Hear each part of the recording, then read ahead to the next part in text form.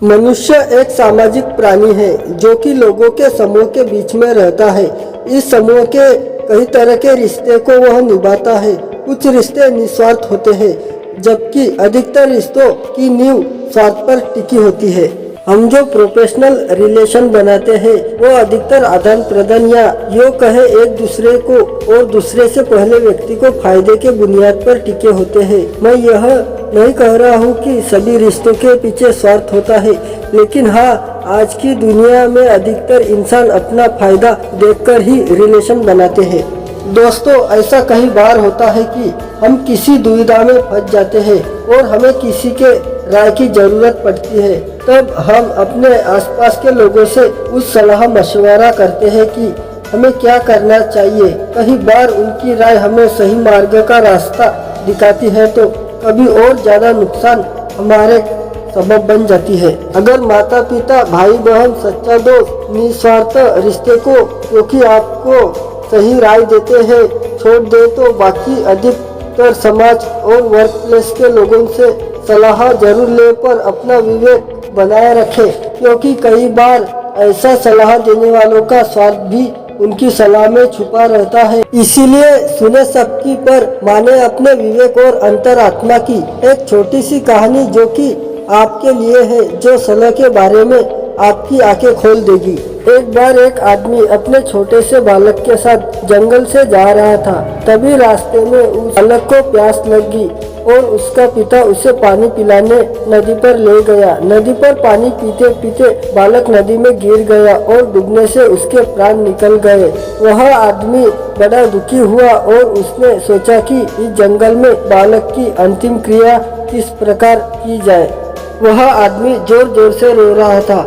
तभी उसका रोना सुनकर एक सियार, गिद्ध और नदी से एक कछुआ वहां आ गया और उस आदमी को वह सहानुभूति व्यक्त करने लगे।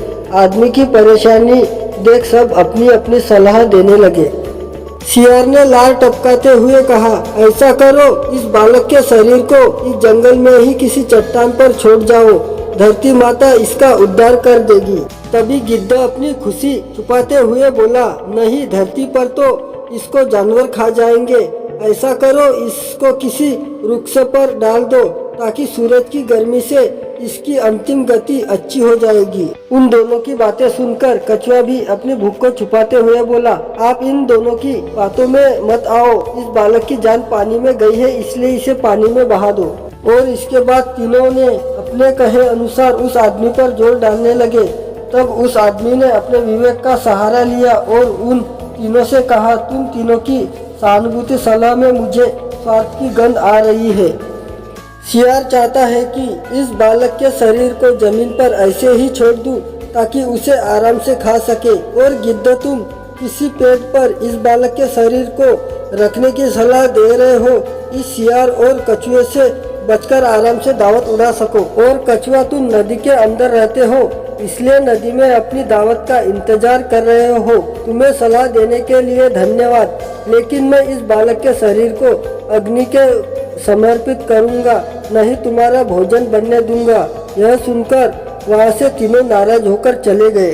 दोस्तों, मैं यह नहीं कह रहा हूँ कि हर व्यक्ति आपको स्वार्थ भरी सलाह देगा, लेकिन आज के इस कॉम्पिटिटिव युग में हम अगर अपने विवेक की छलनी से किसी सलाह को छान ले तो शायद ज्यादा सही रहेगा।